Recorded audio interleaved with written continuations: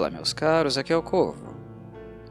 Um assassinato de aflições, 8º episódio de Wednesday e que fecha a primeira temporada.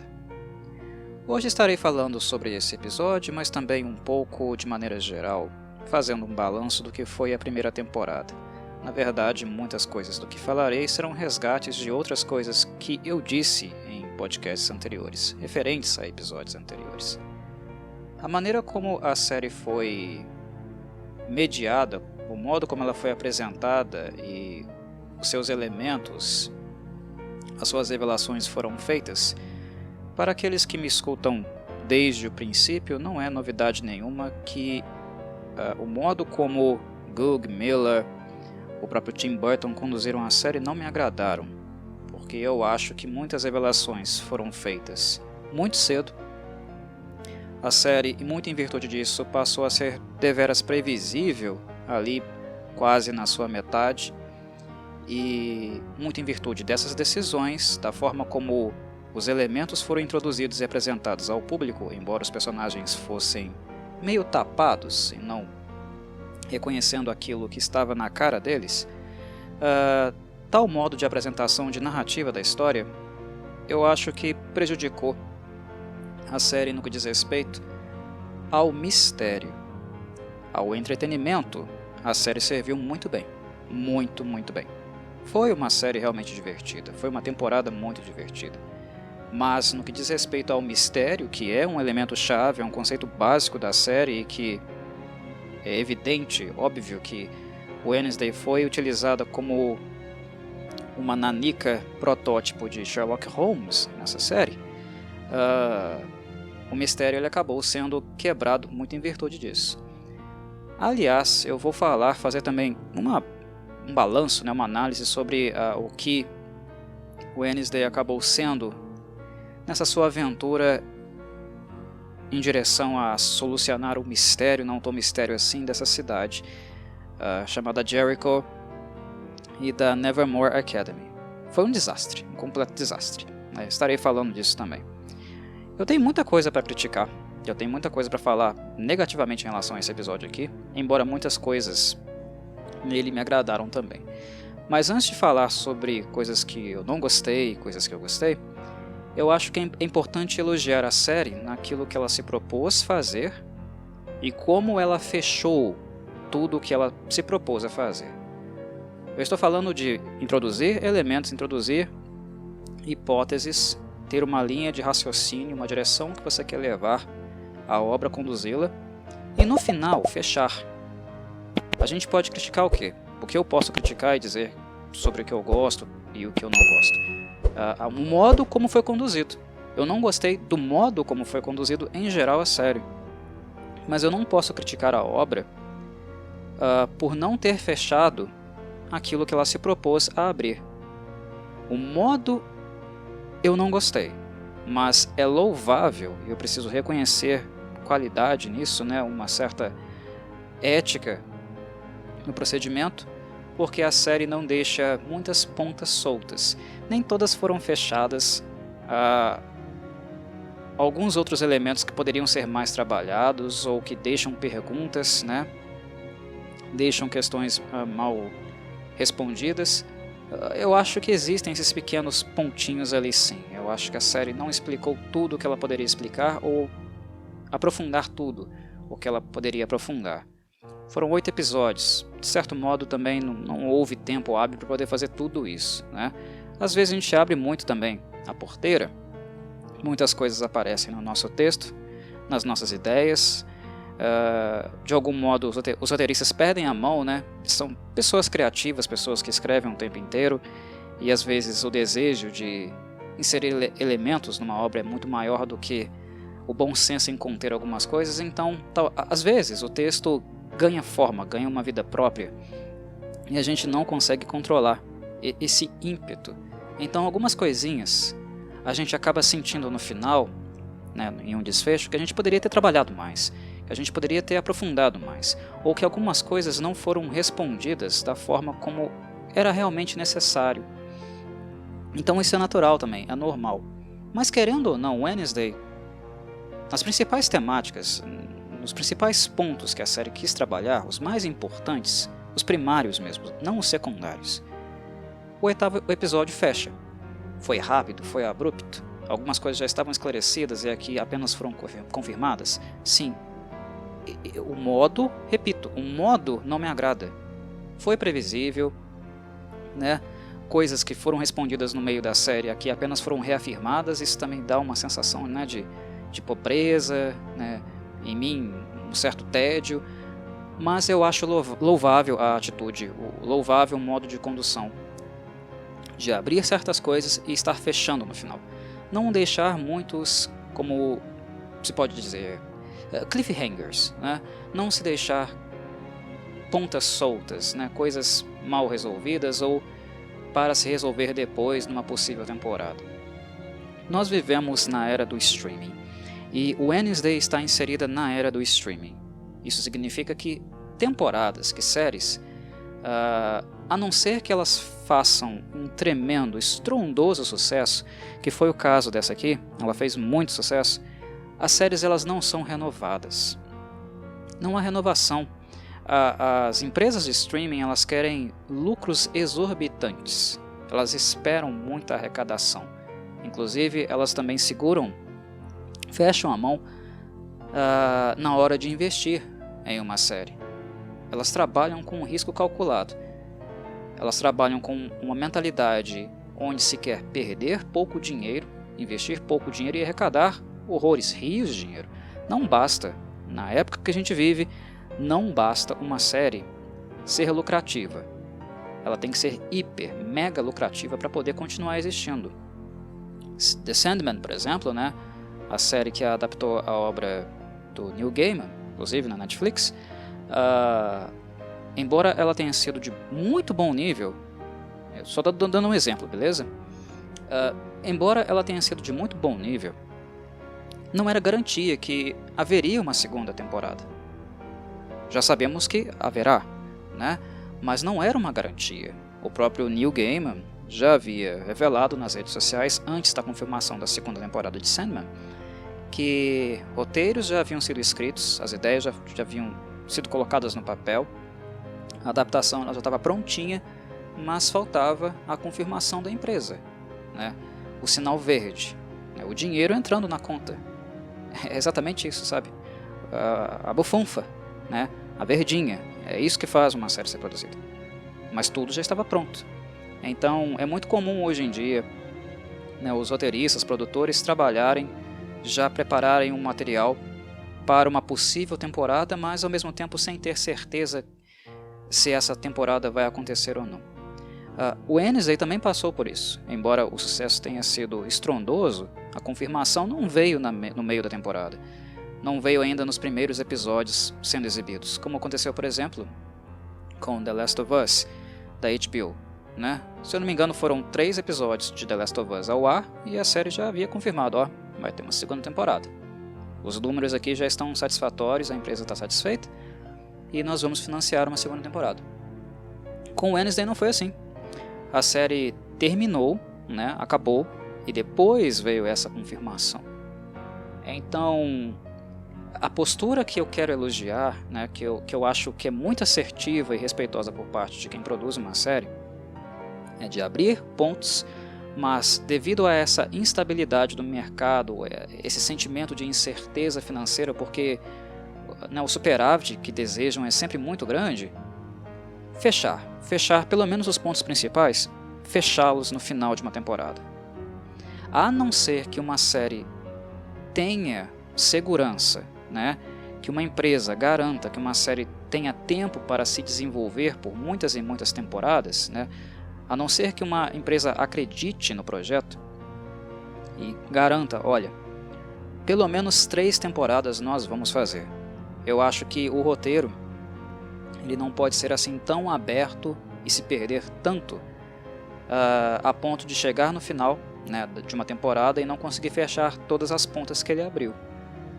Roteiros longitudinais, roteiros ousados, eu acho que eles são assertivos hoje em dia, na era do streaming, só quando há uma garantia, uma segurança realmente financeira, artística, né, para as mentes criativas, né, as mentes pensantes de uma obra, os escritores, poderem realmente trabalhar com calma e vislumbrar um texto mais elegante, um texto mais aprofundado, mais atento a minúcias e desenvolvê-las com calma, né? Quando não há interesse em correr riscos e uma temporada estar fadada talvez a ser a única de uma obra, se os lucros, claro, né, não chegarem no patamar que as empresas decidem, eu acho que a postura correta foi a postura que os roteiristas aqui da série Wednesday tiveram. Não gostei do modo como eles escreveram, não gostei da forma como foi conduzida a série, mas eu gostei das ideias. Eu gostei de algumas temáticas que eles abordaram aqui. É o modo que não me agrada, mas o modo como foi apresentado, né, e no final, as temáticas em si, a qualidade delas. As temáticas são interessantes e o final, os pontos mais importantes tendo uma dissolução, eu gostei. Eu acho ético. Porque se não houver uma segunda temporada, pelo menos as questões mais importantes foram resolvidas. Elas foram respondidas. Corvo, mas elas poderiam ter sido respondidas de uma maneira melhor. Sim, mas aí já não é culpa dos roteiristas, já não é culpa dos diretores, dos produtores. Vocês me entendem? É culpa da Netflix. A Netflix não acreditava na série a ponto de cogitar uma segunda temporada para ela lá no início. A empresa condiciona os profissionais a trabalharem de um determinado modo. Vocês me entendem? Eles estão condicionados a fazer as coisas de um determinado modo. Poderia ter sido mais refinado, né? Poderia ter existido mais mistério. Algumas subtemáticas, né, poderiam ter sido mais desenvolvidas. Se houvesse tal segurança, nós teremos não 8 episódios para poder fazer isso, mas 16, né? Ou sei lá, 24. Quando nós temos perspectiva de trabalho, dá para poder fazer algo mais refinado, algo realmente mais inteligente e que atinja as expectativas de inteligência que essa série cogitava. Não, ela não ficou inteligente, ela ficou simplória. Mas eu vou falar sobre isso depois, né? Um pouco mais com calma depois. É uma série muito divertida, mas ao mesmo tempo muito simplória. Mas é difícil você esperar muito refino de uma obra de 8 episódios, né, de mistério, tendo que trabalhar com todas as temáticas que os roteiristas escolheram e nesse período, nesse intervalo muito curto. Então, a atitude de apresentar tais temáticas e fechá-las, mesmo que de maneira muito simplória, eu gosto. Eu acho interessante, eu acho que é uma postura ética, porque se não houvesse uma segunda temporada, as questões mais importantes, mais interessantes, estariam aqui apresentadas, resolvidas, né? A gente não ficaria como muitas vezes ficamos assistindo séries de TV. Isso inclusive me afastou de muitas séries de TV, inúmeras, né? Não tenho dedo suficiente nas mãos e nos pés para contar tantas foram as séries que eu não comecei a assistir, justamente porque, como telespectador, eu não tinha segurança de que elas teriam um desenvolvimento adequado, de que elas iriam realmente durar. Seria desperdiçar o meu tempo, entendeu? Começando a acompanhar uma história, investindo emocionalmente nessa mesma história e não tendo garantia nenhuma de que ela iria continuar, ter um desfecho satisfatório, se não fosse bom, pelo menos respeitoso, né, comigo, a ponto de fornecer o mínimo, sabe, fechamento. Muitas empresas, foram muitas as séries que terminaram de maneira abrupta, com um buraco ali, né, sem uma determinada resolução. E eu acho isso muito desrespeitoso. Então, por mais que as coisas tenham ocorrido de maneira geral muito simplórias, em Wednesday, fechou. Corvo, mas eles deixaram um cliffhanger. Bem, eu não interpretei a cena do smartphone do Stalker da Wednesday como um cliffhanger, até porque essa questão do stalk não fez parte da primeira temporada. Fez parte no sentido dela estar sendo observada pela Laurel, sendo observada pelo Tyler, obviamente, né? Mas um terceiro stalker, né? Alguém que nós não reconhecemos, isso não foi tema, isso não foi inserido no roteiro. O cliffhanger, por natureza, ele preza por um momento futuro, né? Ele visa um momento futuro, uma continuidade, mas utilizando algo do passado, algo que não foi fechado no passado ou, principalmente, não foi fechado de propósito, né? Para que esse momento futuro pudesse existir. É quase como um ato deliberado de não fechar algo, de não dar devido fim a alguma coisa que foi introduzida, aberta, para que assim a obra possa continuar por aquele caminho. O que eu vi aqui foi um momento de abrir oportunidades, né? Um recado para a empresa: olha, se vocês quiserem continuar com o trabalho, com a obra, com a série, nós estamos aqui. Basta ligar para a gente, liberar a bufunfa que a gente volta e continua trabalhando.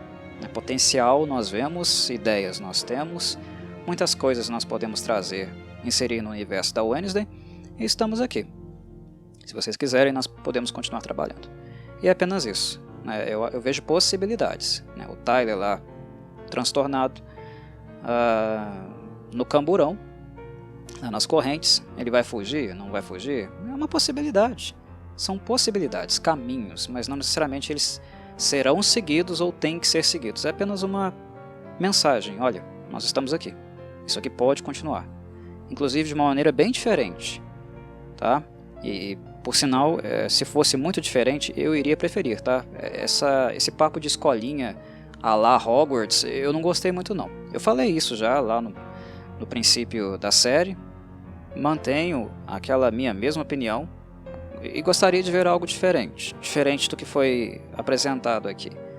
Mas enfim, o ponto é que existem possibilidades, né? Os minutos finais do 8º episódio foram apontamentos para possibilidades de trabalho em uma possível segunda temporada. São mensagens, são recados para a empresa, né? E eu acho que estão bastante evidentes. Deu certo, né? Não deu certo apenas em virtude dos recados terem sido dados, né? Mas também em virtude da audiência, da arrecadação, que foi mais do que satisfatória. O Wednesday fez muito sucesso, então tá aí o resultado. Vai existir uma segunda temporada que possivelmente, se já não está em produção, muito em breve vai começar a ser produzida. Mas vamos lá, vamos para o episódio como um todo, né? O que de fato foi revelado, apresentado aqui. Inicialmente nós vemos o confronto entre a Wednesday e o Tyler, né? Depois daquele beijo, que é o beijo revelador. Revelador não por capacidade intelectual da Wednesday. Isso foi uma coisa que me incomodou muito também na série como um todo. A série se propôs como uma série detetivesca, né? Sobrenatural, detetivesca, à la Addams, né? Exótica, excêntrica. Houve uma mistura de conceitos, né? Pegando um pouquinho emprestado de uma obra aqui e acolá. É uma mistureba, mas não deixa de ser Addams, né? Mesmo tendo um quê de Sherlock Holmes, um quê de Hogwarts, e, enfim, não deixa de ser Addams, porque a Wednesday está aqui e alguns membros da família também apareceram aqui e acolá, né? O Finn está sempre com ela. Tem um flavor de Addams, né? Mas de modo geral foi uma mistura de algumas coisas. A Wednesday, como eu falei e mencionei em podcasts anteriores, ela tem um intelecto bem avantajado para a idade dela, muito à frente da idade dela, e que nessa série não foi explorado deveras com muito carinho ou apego à personagem, né, ou à imagem pública da personagem, porque na verdade o que ela tomou nessa série, mentalmente falando, intelectualmente falando, foi uma surra, né, porque ela errou tudo o que ela cogitou. Ela errou tudo, foi um completo desastre. E mesmo as descobertas que a Wednesday fez, ela não conseguiu essas informações, né? As revelações não apareceram por mérito dela, ou exclusivamente dela, né? Ela não venceu o jogo, né? Alguns condicionantes levaram a Wednesday a ter sucesso. Isso passa também, né? Envolve também as amizades que ela fez. Por mais bobocas que alguns deles tenham sido em alguns momentos, né? No final, a ajuda deles fez muita diferença também para ela conseguir solucionar o caso, né? E aquela postura de autossuficiência, né? De não precisar confiar em ninguém, de querer sempre trabalhar sozinha porque os outros poderiam ser um peso. Isso tudo ruiu, tudo caiu por terra, né? Ela se provou, a série provou, né? Os fatos, os eventos e as pessoas que nela habitam provaram para Wednesday que ela estava muito errada, né? Houve coerência nesse sentido, né? O texto, a ideia, né? E o que de fato fizeram dessa premissa de provar que a Wednesday e, né, sua arrogância, sua suposta, né, pseudo-autossuficiência, prová-la errada, isso a série cumpriu com o seu papel. Ela estava realmente errada. Mas houve pouco mérito da personagem também naquilo que aconteceu em termos de conquista, de vitória, né, de superar o mal da cidade de Jericho e de Nevermore Academy, que no caso é representado, né, pelas suas figuras mais intolerantes.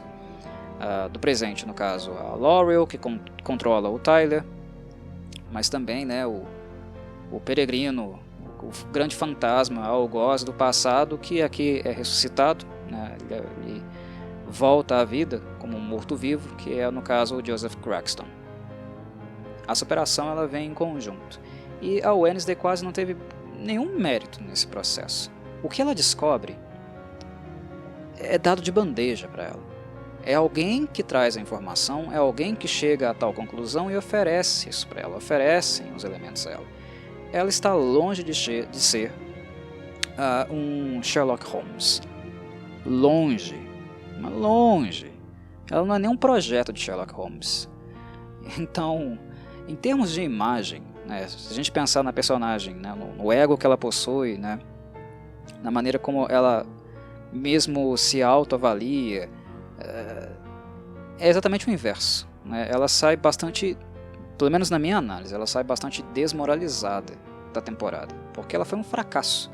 A série se propôs detetivesca, a série propôs, né, reviravoltas que talvez pudessem acontecer muito em virtude das descobertas que ela faria, mas quase tudo que ela descobriu ou foi através dos colegas, dos companheiros, né, dos amigos, das informações que eles trouxeram a ela, inclusive algumas foram obtidas quase matando, né, os colegas nesse processo, como foi o caso do Eugene, mas o fato dele quase ser morto foi o que trouxe a Wednesday aqui a informação da suspeita, né, que ela tinha botas vermelhas. Quem usa botas vermelhas? A Laurel. Até o início do episódio, né, até metade do episódio, a Wednesday estava falando de Kimball, né, de Kimbot, perdão. Doutora Kimbot, isso, doutora Kimbot, aquilo. E a mulher já estava morta. A mulher foi morta, destroçada pelo Hyde, destroçada pelo Tyler. E ela ainda estava falando de Kimbot. É uma estupidez, uma idiotice. Bizonha. A Wednesday, né, o primor da inteligência, do intelecto Adams, nessa série ela foi desmoralizada completamente. Cai completamente a máscara, né, do Adams mais inteligente. A série, na verdade, o que ela fez foi destruir essa imagem. A Wednesday até então não foi inteligente. Ela fracassou em 2 pontos, né, onde nós esperávamos apenas o fracasso em no emocional. Né? O emocional ela nunca lidou bem. Eu falei sobre isso, acho que no podcast passado. Emocionalmente ela não tem boas relações. Aqui ela começou a esboçar talvez envolvimentos emocionais um pouco mais maduros, menos atrofiados, né? Como por exemplo aquele abraço simbólico, né, que ela recebe da Enid no final, e era muito afeto, muita preocupação, né? A Wednesday olhou pro rosto dela, né? Aquela carinha de bonequinha que ela tem, mesmo com 20 anos de idade, lembra? É engraçado, né? Elas parecem muito menininhas, mas elas são realmente mais velhas do que elas aparentam ser. Mas ela olha para a carinha da Enid, né? Aqueles olhos cheios de lágrimas, e não aguenta. O afeto é contagiante, né? afeto é muito contagiante. Ela abraça também, abraça com força, fecha os olhos. Então houve desenvolvimento, de fato, né? Houve um caminhar, a coisa foi positiva do ponto de vista emocional. Mas o intelectual, aquilo que nós acreditávamos, ou pressupunhamos, levando em consideração o que nós conhecemos da Wednesday em outras obras, inclusive na original, foi um desastre, um completo desastre. Ela não acertou nada, né? Então, nesse ponto, a Wednesday sai muito desmoralizada, porque ela precisou de um espírito, né, de visões, a visão no caso, né, a questão sensitiva da Wednesday é uma propriedade que ela possui, é uma habilidade que ela possui, que ela herdou da família. Mas mesmo nas visões, o grande condutor, né, quem guiou a personagem pela mão foi a Goody Adams.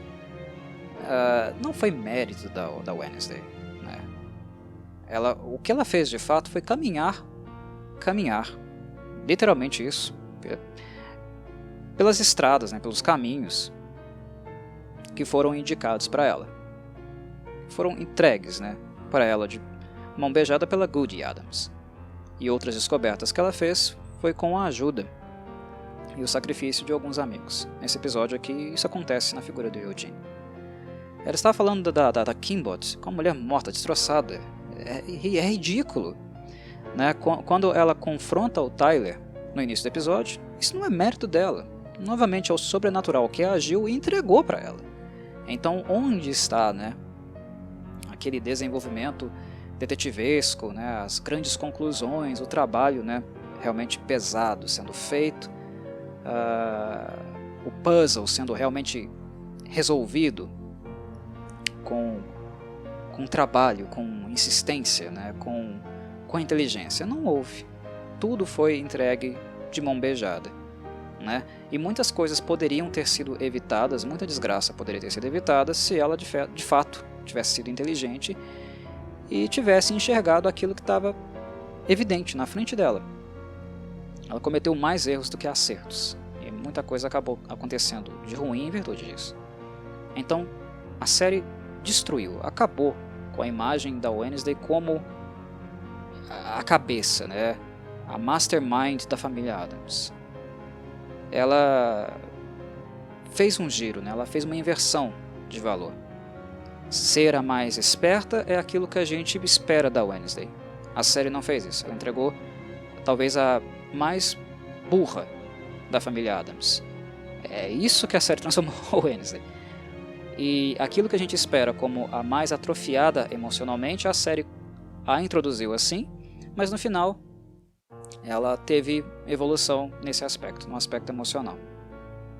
Ela teve um namorico que não deu muito certo, né, mas que ela estava aberta talvez para começar, chegou a esse ponto, talvez agora ela dê um passo atrás.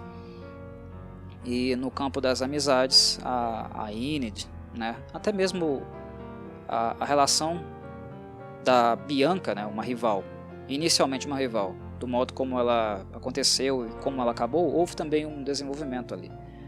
Ela tem colegas agora, ela tem realmente amigos, ela não vive mais sozinha, né? Se ela quiser mandar mensagem para alguém, né, uma mensagem de texto, né, como o Xavier no final do episódio sugeriu, ela pode fazer isso, ela tem para quem enviar. E ela tem pessoas esperando que ela faça isso, né? A Enid, o próprio Xavier e para os outros também. Então ela tem um círculo de, se não forem amizades profundas, de colegas. Isso já é um salto assim gigantesco para uma personagem como a Wednesday, né? Que sempre vive sozinha e é a personagem que acha que realmente não precisa de ninguém. A Wednesday Addams, né? Ela é assim.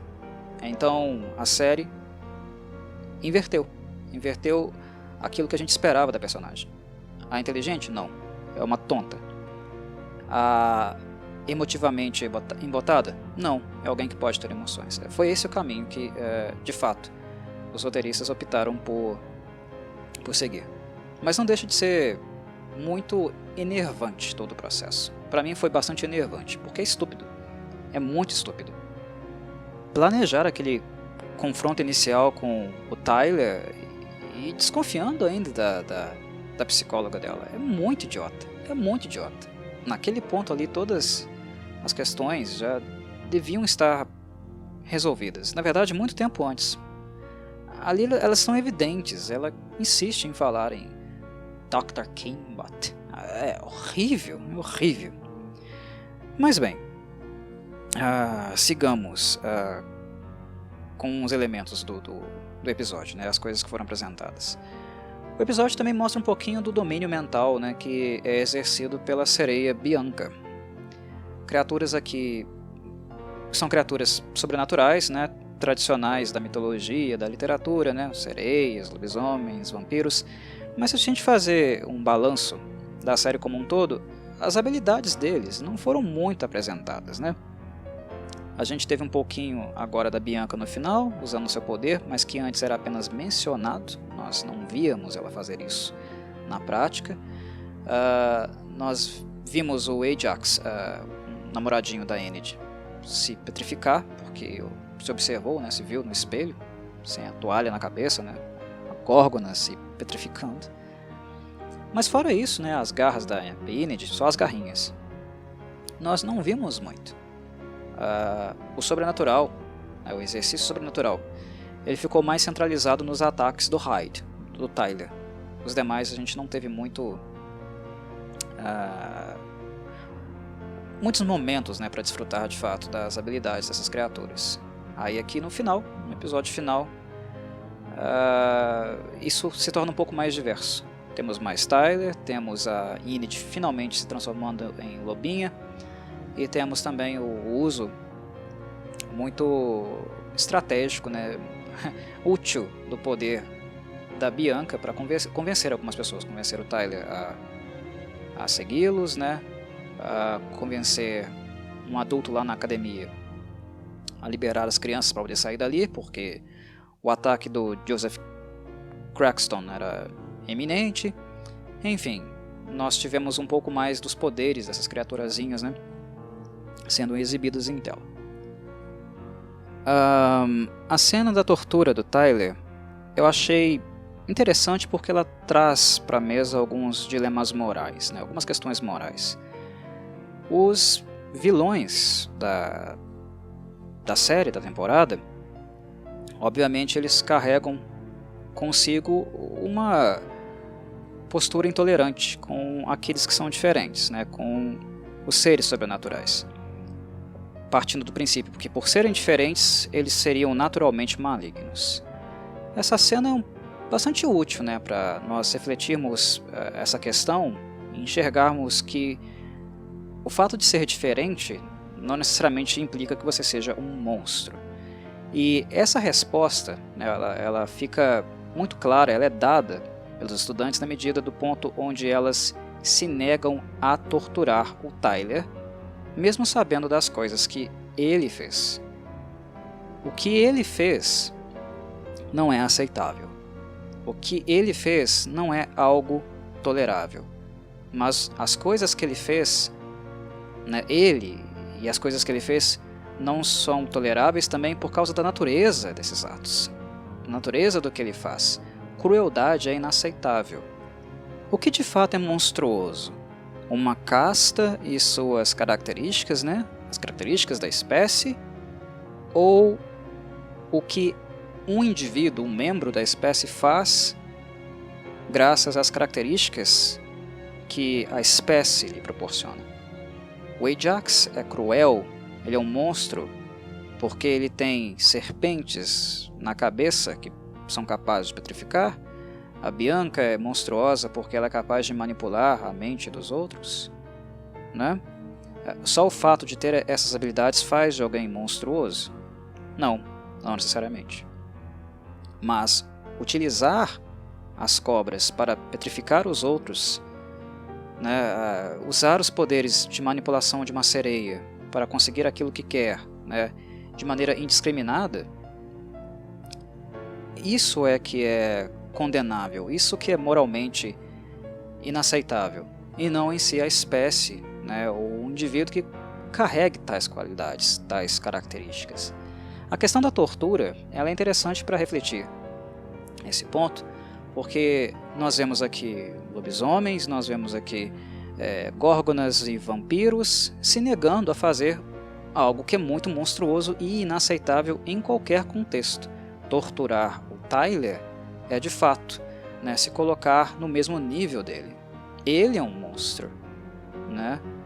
Mas ele é um monstro não porque ele é um Hyde, é por causa daquilo que ele decidiu fazer, do caminho que ele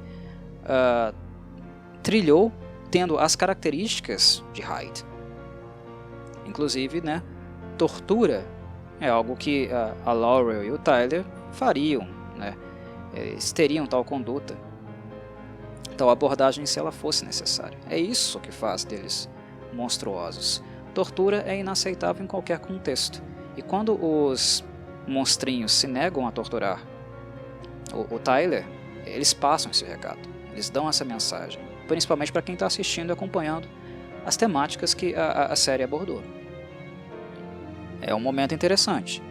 Porém, eu vejo aqui também uma contradição, porque não basta ser apenas contra a tortura. Não se deve tolerá-la em nível algum, em situação alguma, né? E o que nós vemos acontecer aqui é a Wednesday usando a tortura como um mecanismo para conseguir as informações, conseguir aquilo que ela quer, né? O que novamente quebra com a ideia, com a falácia de que a Wednesday é uma heroína, né? Um exemplo, né, de retidão. Não é, nunca será, tá? A Wednesday não é exemplo para muita coisa. Mas o que é, de fato, algo que incomoda foi a reação dos estudantes não dar início, de fato, a interpelações, né, a um movimento de contê-la. Não basta ser contra tortura, sair da sala e deixar lá uma pessoa torturando a outra. É necessário contê-la, fazer alguma coisa para ela parar. Porque aquele tempo, quando os alunos saíram para ir até a direção e dedurar a Wednesday para o WEMS, ela podia ter feito coisas horrorosas com o Tyler. A série não é muito assertiva, né, pontual nesse sentido. Ela não é muito realística, né, nesse trecho, né, porque até fazer a denúncia, até o delegado chegar lá, ela podia ter destroçado completamente o Tyler. Destroçado ele bonito. Especialmente quando a Wednesday, né, no momento que eles saíram, já sabia de que alguma coisa nesse sentido poderia acontecer. Então ela poderia acelerar bastante o processo de torturá-lo para conseguir todas as informações que ela queria. Então é uma contradição.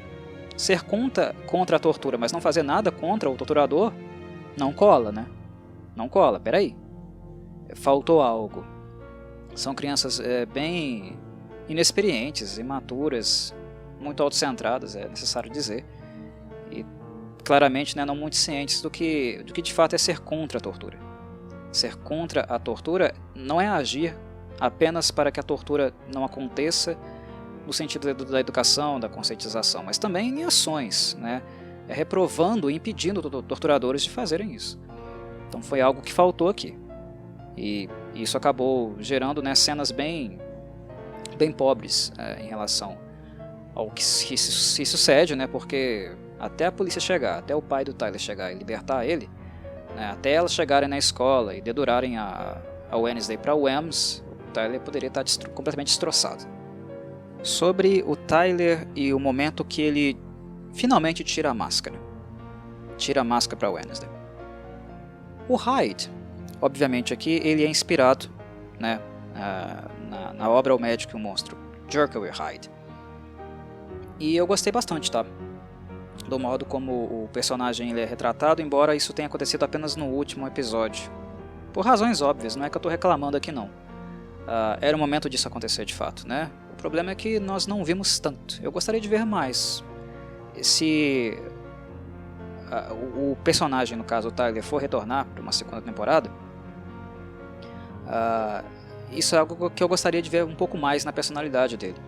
Porque o que é central no personagem, né, Jekyll e Hyde, é a instabilidade, né, é essa dicotomia, né, ou ele é bonzinho ou ele é malvado, ou ele é contido, reprimido, ou ele é completamente aberto, né?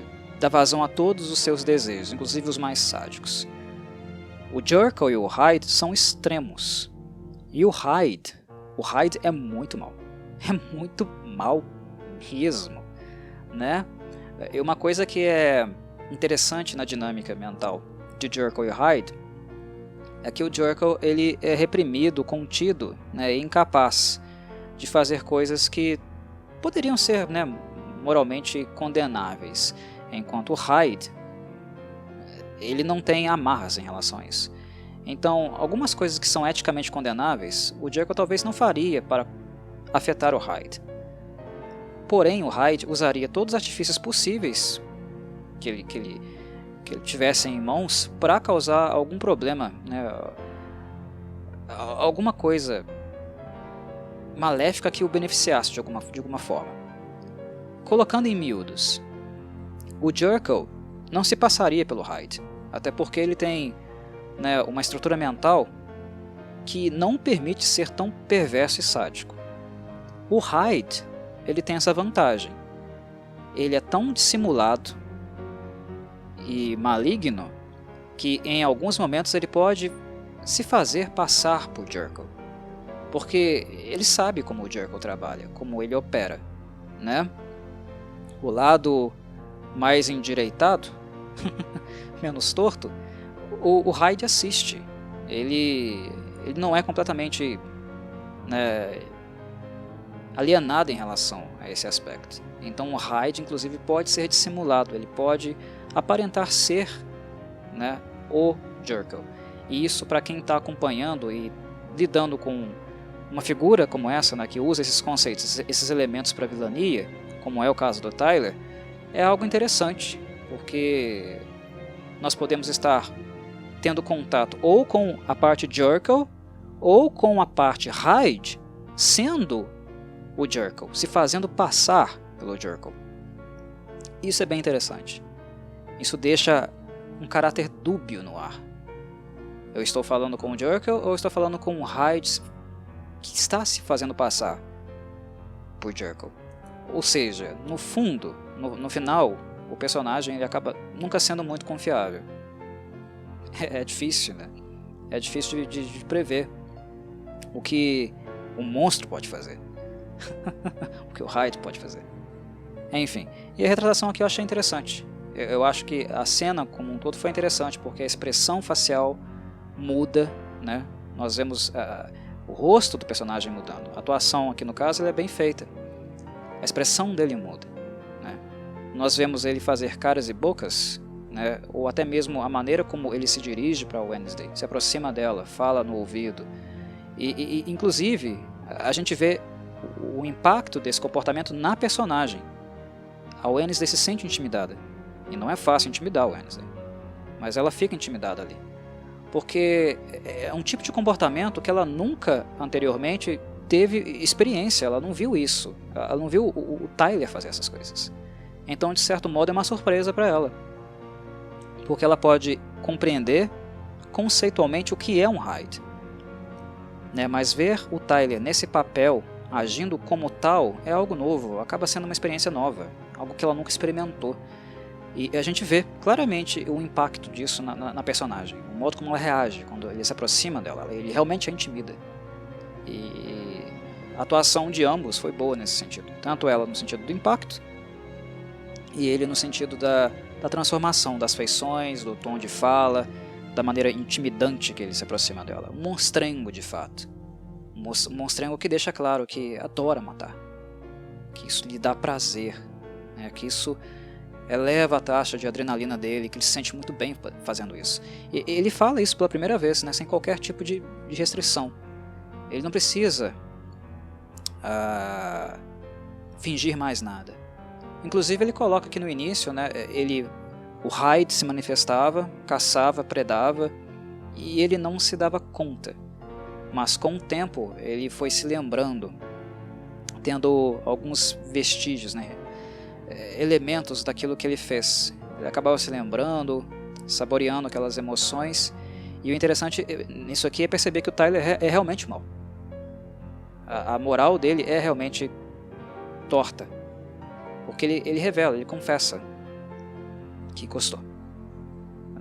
Com o passar do tempo ele gostou de ter esse poder, de sentir-se poderoso, sentir-se superior aos outros, né? Mas alguém pode criticar, pode, na verdade, questionar, né? Ah, mas não é o Hyde? Não é a parte Hyde dele falando? Pode ser, pode ser. Mas aquilo que o Tyler fez, tudo que ele proporcionou para a cidade, para Nevermore, as mortes, para mim é um caminho sem volta. Eu, por exemplo, não gostaria que a série tivesse um direcionamento com ele depois, onde ele faria talvez uma jornada de redenção.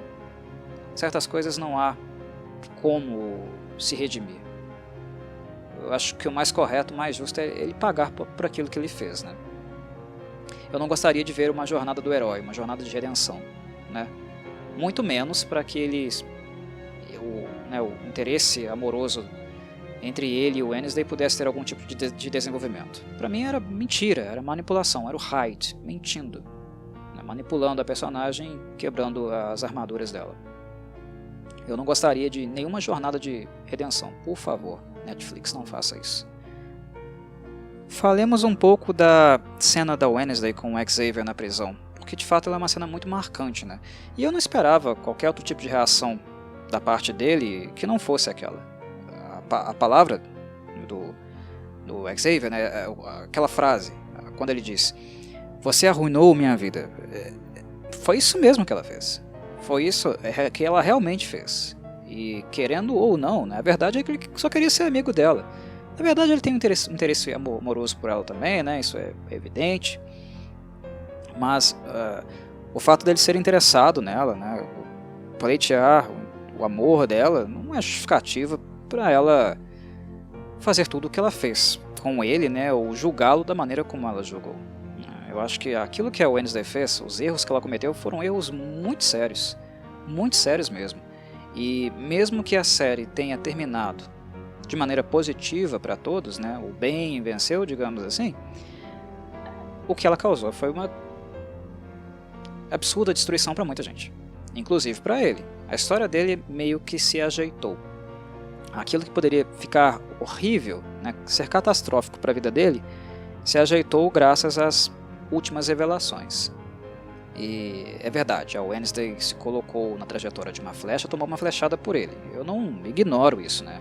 Ela também fez, né, uma jornada de tentar reduzir, se redimir em relação às coisas terríveis que ela acabou ocasionando. Mas aquela cena na prisão, com ele amarrado, preso em correntes, sendo que ele nem era o Hyde, mal podendo se movimentar dentro de uma cela, que por si só já não tem espaço para se movimentar, né? É uma cela dentro de uma cela. As palavras dele, "você arruinou minha vida", são sérias, porque é isso mesmo. A gente tem que lembrar que o Xavier é o filho que não tem muito afeto e atenção de um pai que é uma celebridade no mundo, né, dos monstros. O pai dele é uma figura pública. Imaginem só como seria a repercussão, né, do filho de uma estrela, né, sendo acusado de assassinatos, de ser um Hyde. Imagina a repercussão que isso ia dar. Para uma pessoa, né, ou para um monstro comum, uma pessoa normal, um monstrinho como eles, a repercussão já seria gigantesca, né? A vida da pessoa estaria marcada para o resto, para o restante dela, né? Até o fim da vida a pessoa ficaria marcada. Agora imagina para ele, que tem um pai celebridade. Isso iria destruir a carreira do pai dele, iria destruir a vida dele, né, a imagem dele, Xavier. Também iria piorar uma situação com o pai ausente, que já é das piores. Ou seja, isso iria atrair uma infâmia muito gigante para ele, que mesmo depois de livre, isso, se ele fosse realmente liberto, né, possivelmente não seria. O fato de ser um outcast assassino, por ser um outcast, ele já é olhado de maneira torta, né? Ele já é julgado, já agem com ele, né? Lidam com ele, se comportam com ele com muito preconceito. Imagina, né? Com um peso de assassinatos ou suspeitas de assassinatos nas costas. Então as palavras dele fazem muito sentido, é isso mesmo. A Wednesday destruiu a vida dele. Então ele tem todo o direito de reagir da forma como ele reagiu com ela. Porque ela destruiu a vida dele, ela fez acusações em relação a ele, sem de fato ter provas conclusivas, né, do que ela estava falando. Em momento algum, ela colocou a figura que ela pleiteava como namorado sobre suspeita. Ela fez isso em alguns momentos no princípio da série, né, mas quando o sentimento ainda não estava muito aflorado, quando ele ainda era muito, né, jovem, sem muito desenvolvimento. Quando a coisa começou a ficar mais acalorada, mais interessante, ela já era muito cega, mas ela começou a ficar mais cega ainda. E onde ela despeja toda a suspeita? Ela retira a mínima suspeita que ela tinha do Tyler e despeja toda no Xavier, que era o rival do rapaz que ela cogitava talvez algum relacionamento. Com resistência, sem querer entrar, mas com um pezinho dentro e um pezinho fora, né? Ela joga no rival. Foi muito injusto. Foi muito injusto. E a reação dele é muito justificada. Porque ele é inocente. Porque ele é completamente inocente de tudo que ela fez com ele, daquilo que ela o acusou e da forma como ela está manchando. Ela manchou a biografia dele. Ele teria uma ficha policial. Ele foi envolvido com coisas assim de gravidade extrema. Então, a reação dele é muito justificada. O que ele faz no final, eu acho que é digno, né? É digno reconhecer quando uma pessoa erra. É de direito reconhecer que uma pessoa, quando ela erra, de fato ela deve responder, arcar com as consequências dos atos que ela fez. Mas também é muito digno você reconhecer o ato de uma pessoa que tentou salvar a sua vida. Se colocou diante de uma flecha que poderia tê-la matado, né, para se redimir daquilo que ela fez contigo. O gesto dele no final também é muito digno. Foi digno da Wednesday fazer o que ela fez, mas também dele, de reconhecer isso. Porque ele poderia não ter reconhecido, né? Nós estávamos batalhando, lutando contra um mal em comum, eu vou pro meu canto, você vai pro seu. Ele poderia ter feito algo assim. Mas ele reconhece, não. Você salvou minha vida. Eu reconheço isso. Eu vi o seu pior lado, a sua pior face. E agora eu também sei reconhecer a sua melhor. Ele fez isso no final do episódio. Isso foi bacana também, bem interessante. Sobre a primeira despedida da Enid. Porque afinal, são duas, né? A despedida concreta, aquela que de fato acontece no final do episódio, mas há uma anterior, quando a Wims finalmente surta, se estressa, já era para ter conhecido isso há muito tempo. Mas de fato, agora sim ela expulsa a Wednesday de Nevermore Academy depois do episódio da tortura. Completamente justificável. Mas ela poderia ter sido mais enérgica antes, né? Porque ela foi muito, muito tolerante com a Wednesday, mas assim, acima de qualquer nível de tolerância que nós esperamos de qualquer pessoa sensata, sabe? Ela segurou muito para não expulsar a guria. Mas finalmente ela expulsou depois de uma barbaridade, né? Uma coisa abominável como essa, torturar. Mesmo alguém como um Tyler tortura, não dá. Mas enfim, a primeira despedida da Wednesday com a Enid é interessante, muito por causa das palavras. A Enid, como sempre, insegura, né? Ansiosa, ela pergunta a Wednesday se porventura ela a iria esquecer. E a Wednesday responde de uma forma bonitinha do jeito da Wednesday, né? Bonitinha de um jeito Adams. Claro que eu me lembrarei de você, né? Quando eu ver um arco-íris repulsivo. Perfeito adjetivo, perfeito. Ou escutar uma música pop sofrível. Perfeito adjetivo novamente. Mas é carinhoso, sabe? São adjetivos pesados que eu acho, pessoalmente, né, assertivos, mas é bonitinho, é fofo. E a contrapartida da Enid também é interessante, porque a Wednesday fala sobre esquecimento, né, dela mudar novamente para o quarto da Yoko, fazendo referência ao conflito que elas tiveram. A Enid foi passear no quarto da Yoko em episódios anteriores, enfim, é uma referência. Mas a Enid ela responde que a maioria das pessoas elas fingem que não se importam com a opinião alheia, mas que ela encontrou alguém que realmente não se importa. A Wednesday realmente não se importa com a opinião de ninguém.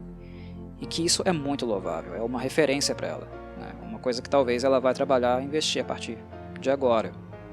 Isso também é bacana. Porque numa pessoa tão desgostável como a Wednesday, existem traços gostáveis. Por exemplo, esses adjetivos que ela usa. Ou, por exemplo, com essa postura de realmente não se importar para aquilo que as pessoas pensam sobre ela. É uma coisa que é saudável, inclusive. Não seria não se importar a ponto de fechar-se em si mesmo, viver de maneira patologicamente narcisista, né, achando-se a melhor bolacha do pacote, né, que os outros são menores, inferiores. Isso seria estar no papel da Laurel ou do Craxton, por exemplo. Não é nesse sentido. Mas é não dar muita, confiança, muito peso para opiniões alheias que realmente não têm intenção nenhuma de construir alguma coisa, né, de ajudar, contribuir com alguma coisa. Nós estamos sempre em um processo de aprendizagem, né, tentando, pelo menos muitos de nós, tentando ser pessoas melhores. Mas muitas opiniões alheias partem de um ponto onde as pessoas pouco sabem sobre nossas vidas, não vivem, né, aquilo que nós vivemos, não sentem na pele o que é ser nós mesmos todos os dias, e muitas opiniões, né, partem de um ponto de vista completamente leigo, alienado e até mesmo malvado, né? Muitas opiniões elas não querem construir muita coisa, é criticar por criticar e apenas realmente diminuir o outro. Tem muita gente que diminui os outros para se sentir melhor, inclusive. Então, esse gesto, né, essa postura de não ligar muito para a opinião alheia, se dosada, né, se utilizada de maneira consciente, de fato é um aspecto interessante, positivo na Wednesday. Eu não poderia deixar de falar um pouquinho sobre a Larissa Wems e a maneira como ela encontra o seu fim na série, né? Eu não gostei mesmo.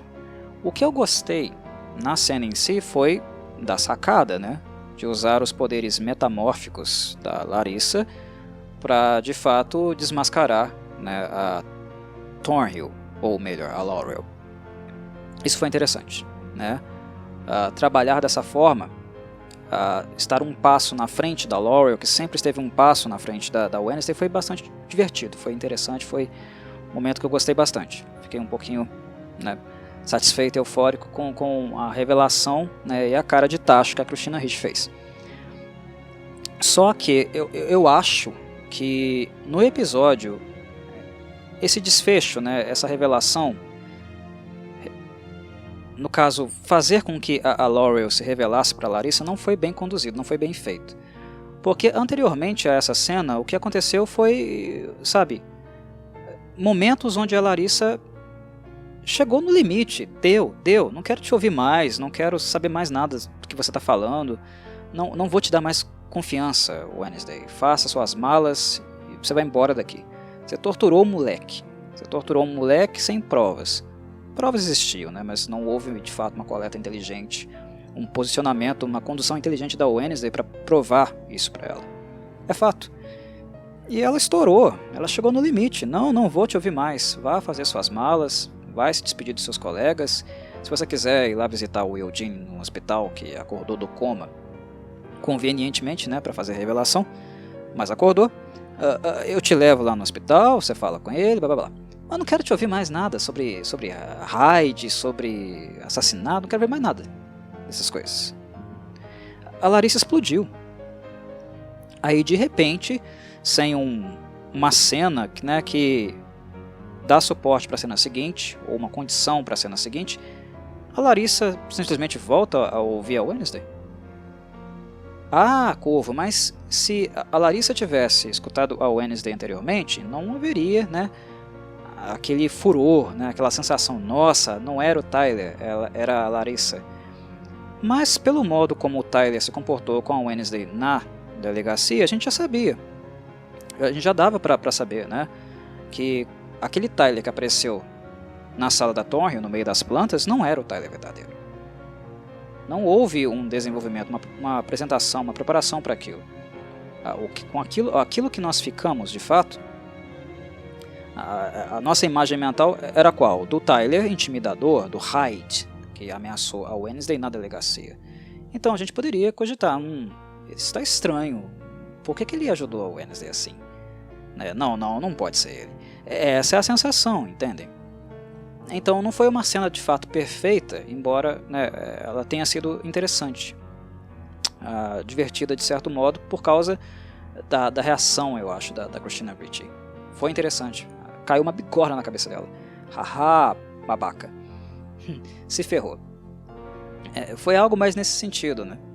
E usar o poder da Larissa para isso também fez um uso prático, né, de uma habilidade dela, que é super overpower e que ela utilizou apenas uma vez na série. Apenas uma vez. Bem no começo da temporada. E depois a gente teve lá uma referência, né, dela fazendo o uso da habilidade novamente e atuando, né, numa peça de teatro onde ela foi a Judy Garland. Mas não mais. Eu achei bacana a cena, eu gostei da cena.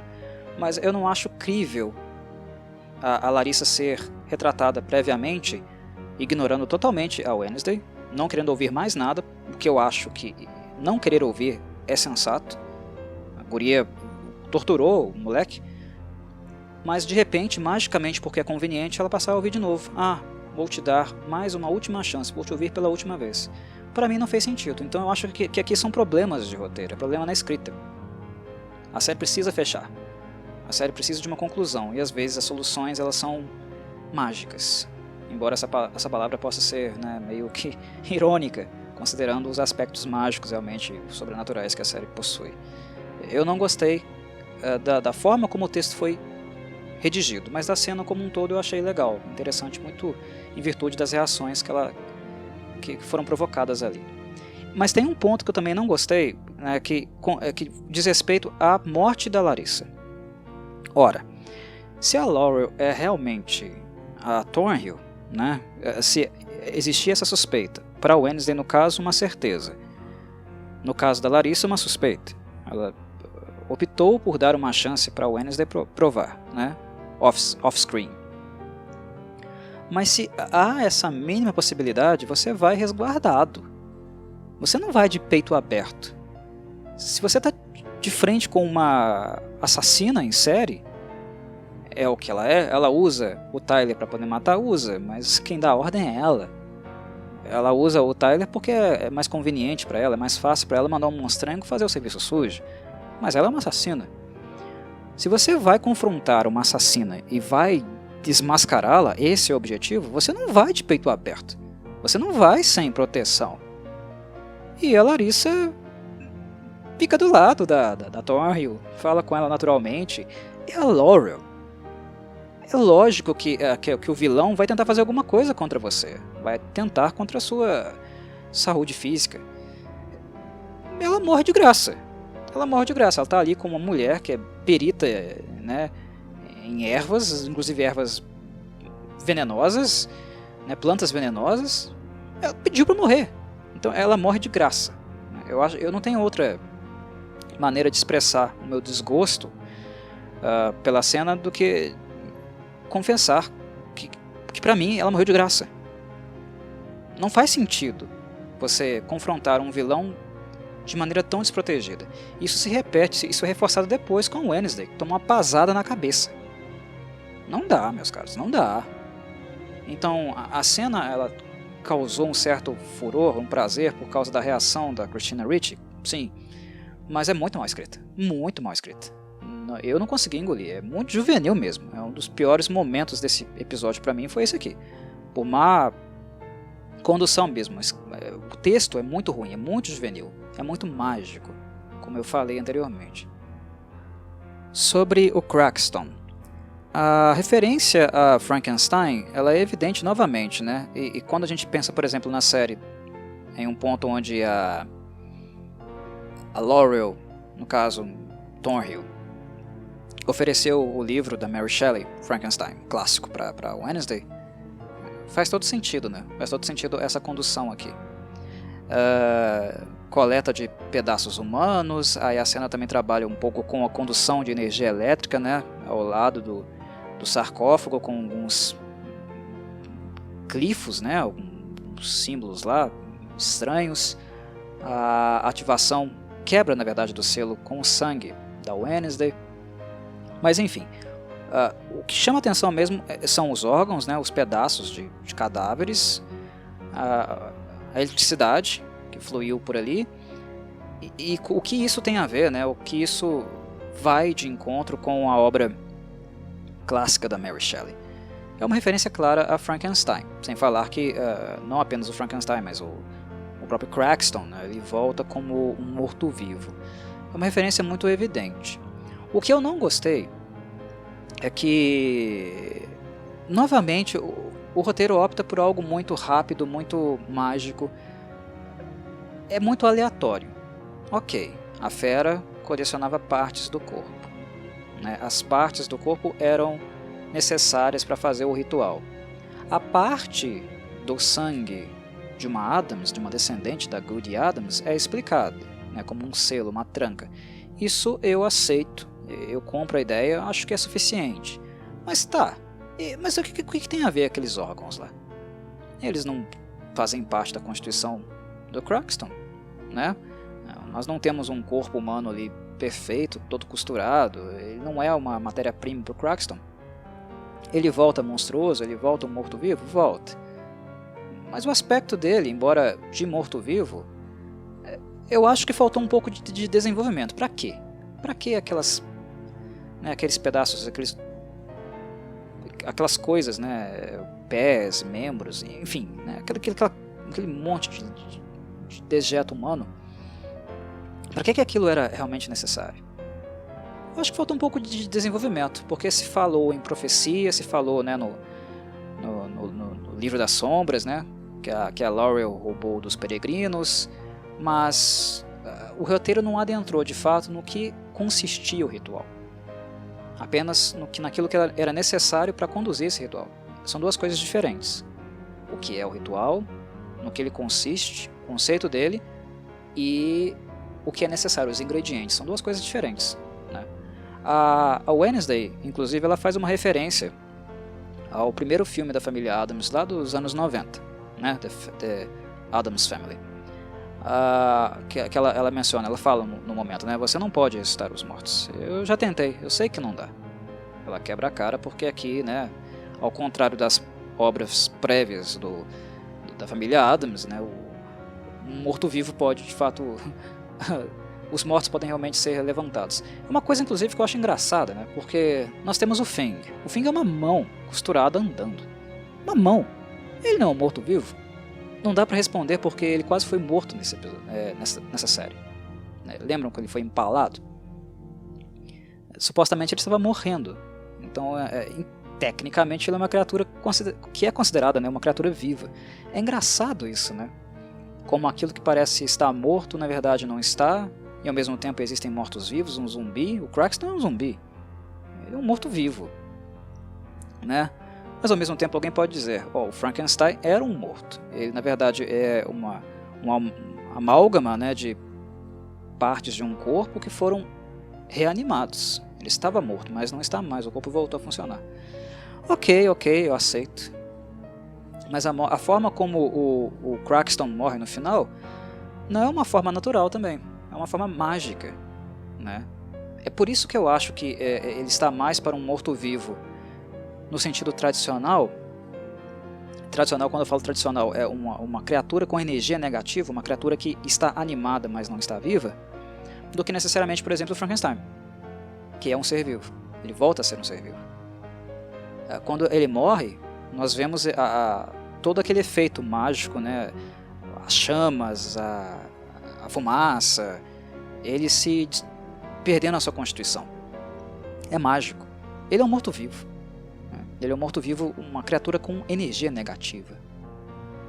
Então a obra ela deixa algumas coisas, né, mal explicadas. Pessoalmente, eu teria gostado de entender um pouco mais como é esse procedimento, porque se os Adams tentaram e não conseguiram, se a Wednesday faz uma menção, né, aqui na verdade é um easter egg, né, ao filme lá de 91, por que não descrever, né, o procedimento, todo o processo? Fazer com que nós entendamos de fato o que aconteceu ali, o que era necessário para que ele ocorresse. Ah, bobagem, Corvo. Ah, o que interessava mesmo era o Craxton voltar. Tá, pode ser pra vocês, pra mim não. Eu queria saber um pouco mais. Né? E eu acho que uma personagem como a Wednesday, ela ficaria curiosa pra saber. Porque se ela tentou e não conseguiu, definitivamente, não pra usar. Não pra começar a sair por aí ressuscitando os mortos, mas pelo menos pra saber, ter o conhecimento de como é o procedimento, como é que ele funciona, né? A Wednesday é curiosa. Eu acho que isso também merece ser levado em consideração. Ainda sobre o Craxton, né, e o que ele representa, o símbolo do Craxton. Eu acho que o retorno dele e as falas dele foram interessantes no sentido de expor a contradição que é presente, né, observável em todos os intolerantes, em todos aqueles que são intolerantes raciais, preconceituosos, racistas, xenófobos. O Craxton, ele volta falando as mesmas coisas que ele falava quando ele era vivo, né, sobre expurgar, destruir, dizimar, limpar, né, o mundo dos normais, entre aspas, né, matando todos aqueles que são diferentes, né, os monstros, os imundos. Primeiro de tudo, o monstro aqui é só ele, né? O monstro é aquele que vive em um mundo plural, né, cheio de espécies vivas diferentes, com diferenças inclusive dentro de uma mesma espécie, né? É um mundo lotado de espécies, de raças de animais e vegetais diferentes, que dentro das mesmas espécies, mesmas famílias, tem uma diversidade imensa. Monstro, né? Abominação é aquele que dentro de uma espécie não consegue notar tal diferença, né? Isso é sinal claro de burrice, atrofia mesmo. E o pico disso é ele voltar falando essas coisas, mantendo o mesmo discurso, quando na verdade agora ele também não é normal, né? Ele não é normal para os padrões que ele estabeleceu. O lobisomem é uma monstruosidade, é coisa do demônio, a sereia é coisa do demônio, os vampiros são coisas do demônio, eles devem ser extirpados, né? Dizimados. E ele, o bonitão? Ah, ele é ser humano?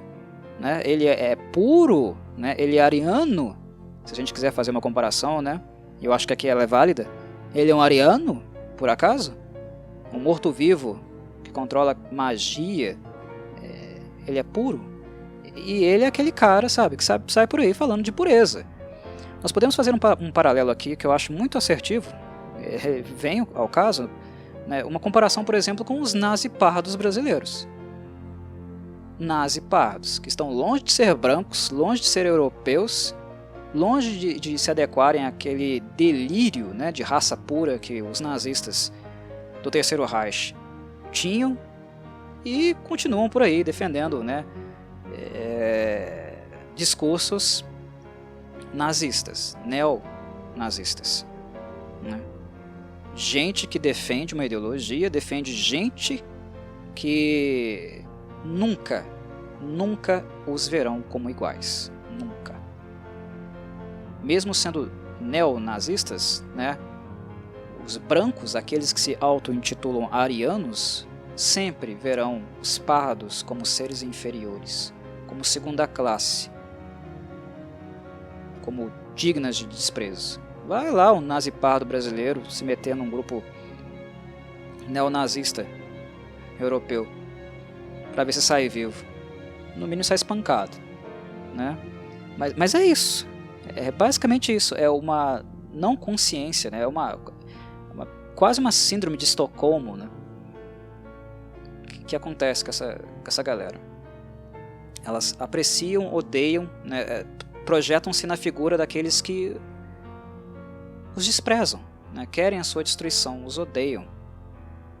No caso, Craxton, aqui como o morto-vivo, né, que voltou do inferno, ou sei lá onde que ele estava, ele não é mais alguém, né, do ponto de vista étnico, que está próximo dos humanos. Na verdade, ele está bem distante dos humanos e até mesmo dos monstrinhos, porque os monstrinhos, eles são criaturas naturais. Eles têm nascimento, desenvolvimento, envelhecimento, morte. Eles não são imortais, eles não desafiam as leis naturais. Dentro do universo fantástico que foi construído, eles são seres como qualquer outros, né? Mesmo que a dieta de algum deles, né, por exemplo, dos vampiros, seja uma coisa problemática de fato para os humanos. Isso não dá para negar também não. Mas os lobisomens, né, nos seus ímpetos coléricos, quando passam a ser, né, criaturas meio que nocivos e perigosas para qualquer ser vivo que está ao lado, né, são problemáticos. Mas isso dá para conter, isso dá para trabalhar. Eu acho os lobisomens menos problemáticos que os vampiros.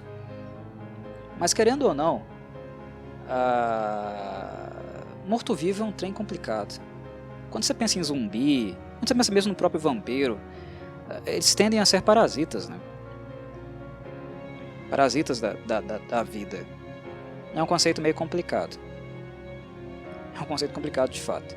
Mas a maior parte deles, né, sereias, lobisomens, o Ajax, que é uma górgona, eles têm uma linha, um contínuo de vida. Eles nascem, né, crescem, reproduzem, envelhecem e morrem. É o processo. Um processo que tem começo, meio e fim. Eles são seres vivos. Mas uma coisa como o Crackston, né, o conceito do vampiro é o conceito de morto-vivo também, mas convenientemente a série não vai tocar nesse aspecto. Vampiro é complicado. Eu já falei muito sobre vampiro aqui no canal, né? Não vou ficar falando de novo. Quem quiser, escute aí os podcasts sobre entrevista com o vampiro, as obras das crônicas vampirescas da Anne Rice. Ou então Drácula, Carmila, enfim, tem tudo aí no canal. Mas enfim, o que importa aqui de fato é que o Crackston, ele não é mais um ser humano. Mas o discurso, né, o lugar de poder que ele se coloca, né, como o dono da verdade, né, o arauto da pureza, é completamente contraditório. É como um nazi pardo, pregando morte aos negros, né, aos índios, né? E cara, nem branco é. Não que se ele fosse branco isso seria justificável, não é. Mas é mais estúpido, é mais idiota, mais ignorante ainda. É a regressão da regressão, é um sujeito realmente muito regredido. Né? A autoimagem que tem sobre si e o seu grupo de pertença é completamente distorcida, irreal, desconectada da realidade. É puro ódio, né? É a expressão máxima da estupidez. Então o Crackston aqui ele é útil nesse sentido, para levantar esse tipo de reflexão. A respeito, né, do desenvolvimento lupino da Enid. Finalmente ela se transformou, né? Ela virou uma lobinha. O que no episódio é bem conveniente, né? É conveniente porque não haveria momento melhor para Enid se transformar. Não haveria. Né? Ela poderia ter se transformado em episódios anteriores? Poderia, mas não seria tão importante, né? E não viria tanto a calhar como nesse momento aqui, onde o Tyler se encontrou mais uma vez com a Wednesday e ele iria destroçar completamente, né, a malazinha Adams. Completamente. Então é conveniente para a série, para a história que a Enid se transforme aqui, mas ao mesmo tempo é dramático, né? Eu acho que o que se busca aqui é de fato o apelo dramático. Ela se transformando em lobisomem finalmente e em um momento realmente necessário, que é para salvar a vida, né, de uma pessoa que ela gosta muito, que ela tem profundo apego, embora essa pessoa tenha machucado, né, tenha humilhado, tenha sido orgulhosa com ela em momentos anteriores, como por exemplo na briga que elas tiveram e a Enid ficou um pouco afastada do quarto, que as duas, né, dividem. É interessante. Eu achei interessante a Enid se transformar, e até fui um pouco tolerante com essa conveniência, muito em virtude também desenvolvimento da personagem, porque anteriormente ela é retratada apenas como uma personagem, eu não diria covarde, porque covarde é um termo muito forte. Eu acho muito normal, perfeitamente normal ter medo das coisas que ela tinha, né? Principalmente quando a questão é entrar na casa dos Gates, né? Com a possibilidade da Laurel estar viva, com um monstrengo espreitando por ali. Ela tinha razões para ter medo. Para uma menina, né, que tem os comportamentos que ela tem, gosta das coisas que ela gosta, socialmente fica, né, com outras pessoas, tem um tipo de cultura, participa de um tipo de cultura adolescente como ela participa, eu acho que é sensato ter medo das coisas, como ela tinha, temor de fazer certas coisas. Inclusive a Wednesday, né, ensinou ela a fazer muitas coisas erradas, né, a não andar nas regras, né. Ela cometeu muitas infrações escolares também, muito influenciada pela Wednesday. Mas algumas coisas às quais ela foi exposta, a perigos de fato, é natural ter medo. Aquele medo, aquela hesitação que ela tinha, não era covardia. Mas querendo ou não, até mesmo aquelas hesitações, isso tudo cai por terra quando ela vira uma lobinha. Aí a gente pode refletir. A maldição é o espírito lupino que quebra com todas as inibições que a personagem poderia ter? Eu acho que não. Eu acho que essa explicação ela é plausível, ela é mais aceitável, né? Porque quando um lobisomem se transforma, ele perde realmente controle das suas emoções, mas a emoção aqui da Enid é dirigida, é contra aquele que ameaça quem ela gosta. O lobisomem mítico, né, o mitológico, ele é uma besta para todas as pessoas. Um lobisomem que se transforma do lado dos filhos da esposa estraçalha, arregaça com todos eles. Então, ao mesmo ponto, tem algo que eu gostei nas cenas com a Enid lobinha e coisas que eu não gostei. O que eu gostei é do desenvolvimento da personagem, como ela supera os medos e como ela de fato salva a vida da amiga, né? E isso só é mais enriquecido no final com aquela cena realmente emocionante dela, naquele abraço, né? Naquele encontro, naquele abraço. Foi muito bonita aquela cena. Então eu gosto disso, do desenvolvimento da personagem, desse trajeto. Mas ao mesmo tempo, o espírito, a alma lupina aqui foi utilizada mais como uma graça do que uma maldição. E isso é uma crítica que eu tenho em relação à série como um todo. Eu acho que só o preconceito é pouco. Não que seja pouco no sentido de o Corvo, estar desmerecendo o sofrimento que essas pessoas passam por ser quem elas são. É claro que os monstros aqui eles são usados como uma metáfora, né, uma alusão a pessoas, outros grupos, minorias que sofrem preconceito diariamente. Eu entendo isso. Mas como o sobrenatural foi abarcado, ele foi utilizado na série, eu acho que a gente tem que pensar também nos ônus e nos bônus que isso provoca para uma série como essa. Eu utilizaria criaturas sobrenaturais em uma franquia, né, uma obra dos Addams? Não. Não. Eu estou reclamando de eles terem usado? Também não. Quer usar? Beleza, usa. Mas traga junto, né, na bagagem, os ônus, as desvantagens. Eu, pessoalmente, não acho que uma obra dos Addams precise de criaturas sobrenaturais.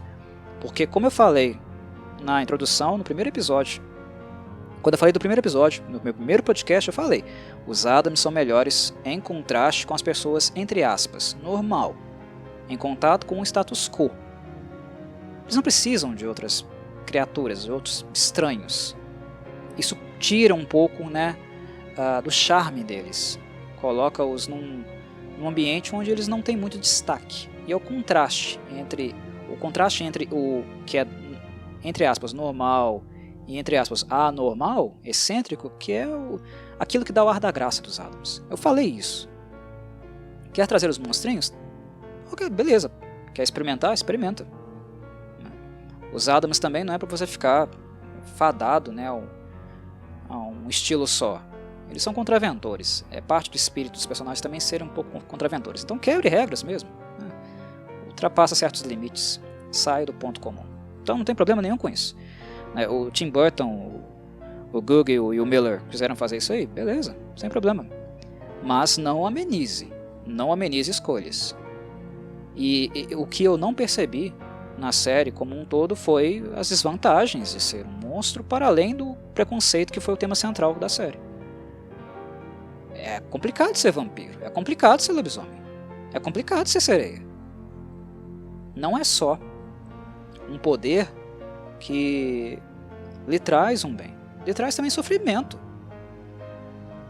Quando você se transforma, você pode colocar em risco a vida dos demais. No caso, falando de um lobisomem, né?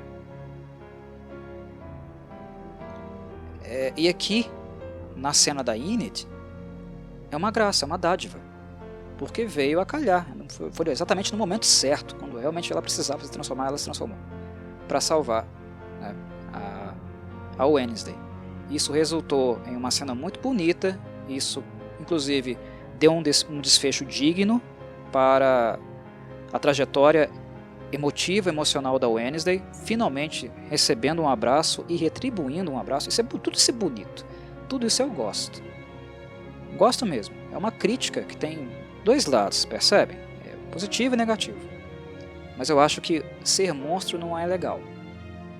Não é só pelo preconceito que você sofre, mas também por causa de algumas características que fazem parte, né, daquilo que é constituinte, conceitual em cada tipo de monstro.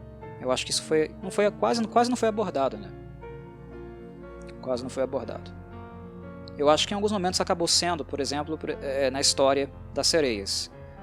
No aparecimento da mãe da Bianca, algumas coisas que foram reveladas, como as sereias são usadas para, né, passar a perna, levar os outros à ruína financeira, como a Bianca queria sair desse tipo de ambiente. Mas assim, são momentos muito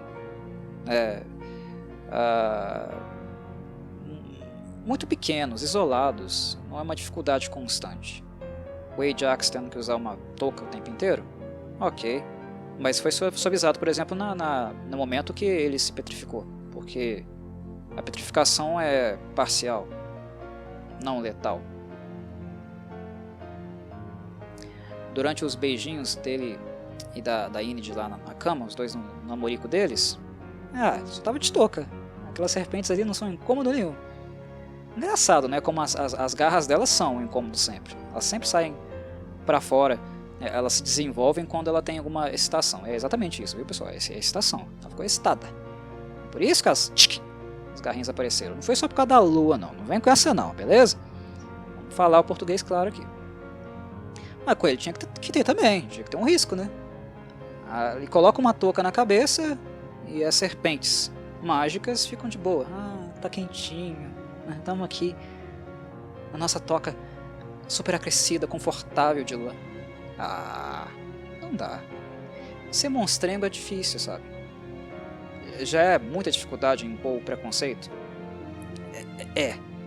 E não é nenhuma imposição, né? É o que de fato aconteceria se eles existissem.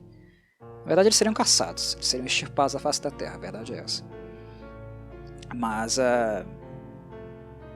eu acho que tem coisas que são constituintes dos monstros, que você não pode simplesmente ignorar, né? Um lobisomem não vira apenas um lobo e sai por aí andando de boa de tênis. Ele não usa... Ele não... Quando ele vira um monstrengo, ele não sai desfilando de terno pelo meio da cidade, ou tem controle muito sobre as suas emoções.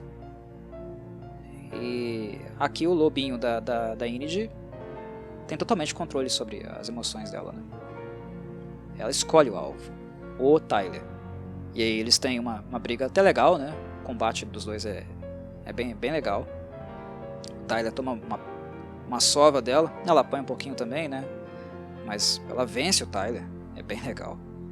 Levando em consideração que a Enid, anteriormente, ela nunca seria uma pessoa que entraria em um combate corporal com uma outra pessoa. Nunca sairia nas vias de fato, né? É uma briga corporal com alguém. Isso é interessante de ver, é interessante de observar. Mas enfim, fiz meu ponto, né? Eu acho que os monstros eles poderiam ter um pouco mais de desvantagens também, levando em consideração as características físicas, né, típicas de cada um. Nós humanos temos desvantagens, né? Eles também têm, eu acho que isso pode ser explorado também. Como última crítica, novamente, suavizações. Tem coisas que eu acho que são muito categóricas a ponto de não poderem ser ignoradas, né? Quando você faz isso, mesmo que seja uma obra de fantasia, que não tenha muito apego com coisas realísticas, e é o caso aqui, né? Não é uma obra assim com um apelo muito grande ao realismo, mas tem algumas coisas que são difíceis de engolir. Por exemplo, a flechada que a Wednesday toma. Ela toma uma flechada no ombro. E depois ela arranca a flecha como se não fosse nada. Me incomoda. Porque a Wednesday, ela é uma Addams, mas ela não é um lobisomem. Ela não é um vampiro. Ela não é, sei lá, uma sereia. Ela não é uma criatura com um grande vigor físico, vocês estão me entendendo? E não se tira uma flecha daquele jeito. Se você toma uma flechada e puxa a flecha para fora, você arrebenta, arregaça ainda mais o seu ferimento. Você vai varar, sangrar pra caramba. E é esse o intuito de uma flecha com aquele tipo de ponta. São assim pequenas coisas, mas pequenas coisas que me incomodam particularmente. Mesmo que eu saiba, repito, eu sei que o grau de realismo da série não é muito grande, mas algumas coisas dá pra ser um pouquinho mais chato, né? Por exemplo, a Wednesday, ela puxou a flecha? Puxou. Ela poderia ter feito o que todo mundo faria, principalmente alguém com a inteligência que ela tem. Não puxar a flecha, quebrá-la. Deixa o projétil lá enterrado no ombro. Quebre a haste. A ponta se tira depois. Mais uma coisa, por exemplo. Tô sendo chato. Eu sei que eu tô sendo chato, mas eu vou ser chato. O Eugene. Finalmente nós vimos a habilidade do Eugene, que a gente poderia suspeitar, né, desde o princípio. Ele é um controlador de enxames, que inclusive é uma habilidade muito legal. Quando a gente pensa, por exemplo, em controladores de enxames, mas não apenas de abelhas, né? Gafanhotos, outras pragas. É um conceito bem interessante, um conceito de monstro bem interessante. Eu gosto bastante dele. Inclusive, costumo utilizar quando eu mestro Dungeons & Dragons, jogo RPG, esse tipo de coisa. É bem legal. Só que os zunzuns, um não mata. Um não mata, tá? Mas uma cambada, rapaz, minhas queridas, não tem como sobreviver não. E ali eles apenas, sei lá, fazem um carinho, né, um tapetezinho na Laurel, que burramente começa a atirar no enxame. Vamos combinar, quando um enxame de abelhas te ataca, não tem muito pra onde tu correr não. Tem que encontrar um abrigo, se cobrir de alguma forma. Correr não adianta, as abelhas são mais rápidas.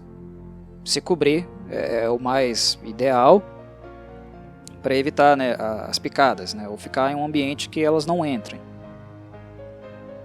Mas atirar é a coisa mais imbecil que a gente pode imaginar uma pessoa fazer. Correr é estúpido, mas é menos estúpido que atirar. Atirar com uma arma de fogo em enxame de abelhas, pelo amor de Deus, né? E é a Laurel.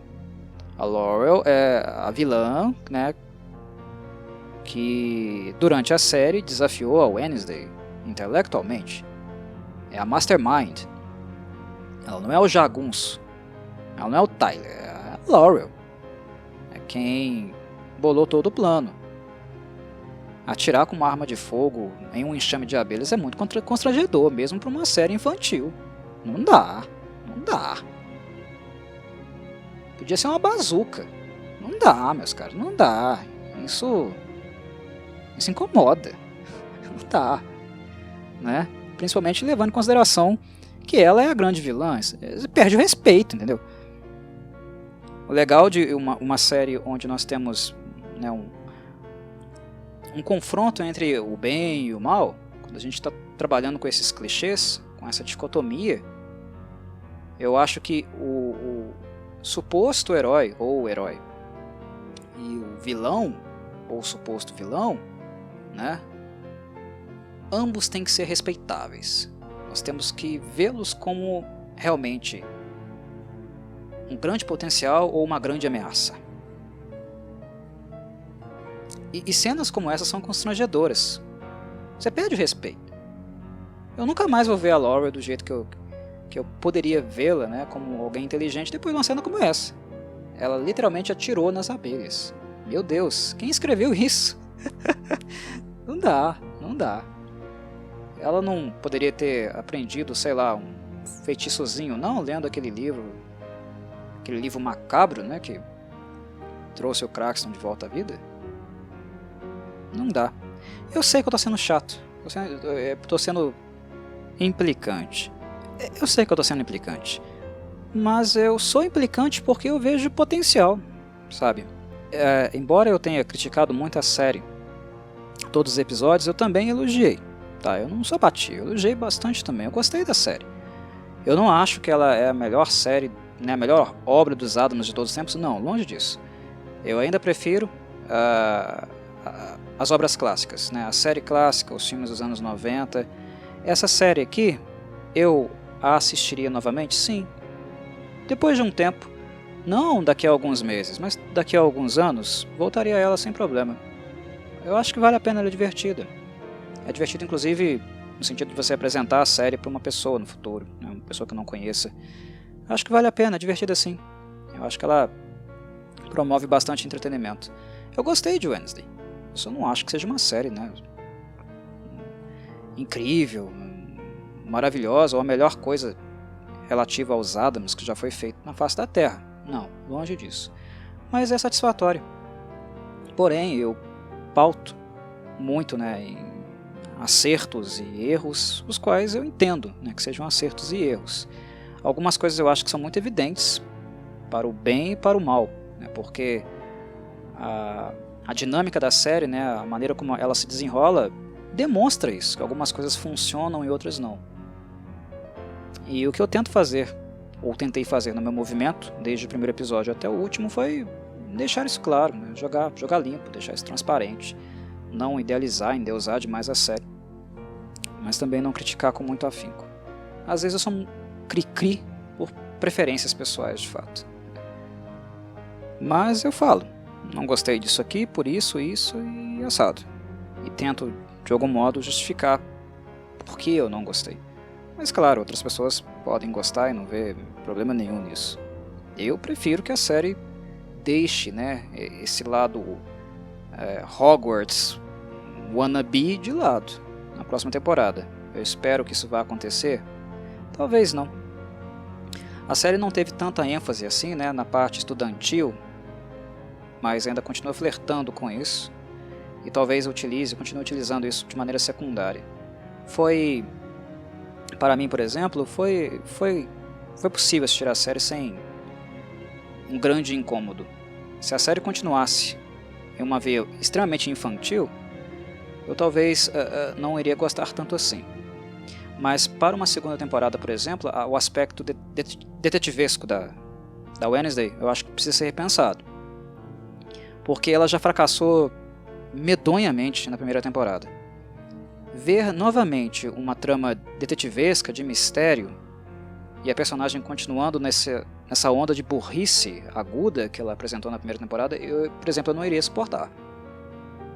A Wednesday precisa ser Wednesday uma hora, né? Aqui ela é Wednesday, né? A interpretação da Jenna Ortega foi muito boa, satisfatória. Ela foi bem no papel. Eu acho que o Burton, os demais diretores e roteiristas tiveram algumas liberdades excessivas com a personagem, mas não é culpa da Jenna, é culpa deles. Mas no geral eu acho que a personagem funcionou. Ela se conecta com o passado, mas também está conectada com o presente, né? Ela atende a dois públicos diferentes. Isso é um acerto. Mas a Wednesday precisa ter um upgrade em termos de respeitabilidade, porque nessa série, nessa franquia aqui, ela é um desastre. Ela fracassou retumbantemente. Na parte emocional ela ganhou. Ela ganhou amigos importantes, parcerias importantes e memórias que vão ser muito preciosas para ela no futuro. Mas é pouco, tá? Ela precisa brilhar também em outros departamentos. E no intelectual é um departamento necessário. E não obrigatoriamente ele precisa ser detetivesco. Fazer da Wednesday uma detetive foi uma decisão que os roteiristas da série tiveram aqui. Mas ela é inteligente em qualquer contexto que você a colocar, qualquer situação que existir. Ela vai trazer alguma coisa, né, algum elemento de erudição. Então vamos ver. Vamos ver o que eles vão apresentar de fato, aquilo que eles vão trazer pra gente na segunda temporada. Eu espero que não seja exatamente um recorte e cola da primeira temporada, apenas com vilões diferentes, de natureza diferente. Até porque o Craxton não foi um grande vilão. E a Laurel não foi um grande vilão. E não foi uma grande trama. Não foi um mistério de fato. Essa série não dá o prazer e não tem um refino de um conto do Sherlock Holmes. Né? Longe disso. Apenas funciona. Funcionou. Não foi bem narrada, mas funcionou. Porque os personagens são cativantes. A Wednesday é uma personagem que consegue carregar o piano sozinha. Ela tem esse potencial. Com uma atriz de qualidade como a Diana, consegue, de fato, ajuda a carregar esse piano. Mas eu acho que está na hora de dar, né, um passo à frente. A fazer algo mais refinado. Que possa ser, no caso, satisfatório, inteligente e também divertido. A série do jeito que foi divertida, me agradou. Sim, é verdade, mas eu acho que dá para fazer algo melhor, mais inteligente, mais bem pensado. Se a vibe, né, a direção detetivesca se mantiver, fazer algo mais refinado, mais inteligente, e não tanto previsível assim. E claro, tomando cuidado com a condução, porque se há uma crítica que eu tenho para fazer e é categórica, eu não volto atrás, não dou o braço a torcer, é na forma de apresentação dos fatos. Muito prematuro. Isso deixou a série muito previsível. Isso não manteve o mistério no ar. Aquela necessidade de, nossa, o que vai acontecer? O que será que vai acontecer, né? Quem está por trás disso? Ela não é intrigante como ela poderia ser. Ela é divertida, gostosa, porque o cenário funcionou para Wednesday. A personagem em si, ela é agradável, é uma Addams notória. E, de certo modo, isso acabou ajudando bastante a série, no grau de aceitação que o público, né, em geral teve. Mas dá para ser mais refinado que isso aqui. Espero que seja. Né? Mesmo que eles voltem dentro dessa organização, desse contexto. Mudanças na direção da escola, se a escola retornar. Uma mudança na direção naturalmente vai acontecer porque a Wems morreu. Isso pode virar um pouquinho as coisas do avesso, né? Veremos. Não tenho muito o que dizer a esse respeito não. Acho que até pelo tardar do podcast está longo demais, está na hora de fechar por aqui. Então obrigado a todos que acompanharam aí a minha saga pelos episódios, lentamente, não tive pressa de vê-los. Vou no meu tempo, é assim que as coisas funcionam por aqui. Aqueles que tiveram paciência, apreciaram, agradeço. E os vejo possivelmente aí em outro podcast que eu, porventura, já publiquei ou ainda irei publicar no canal. Forte abraço, saudações Corvides.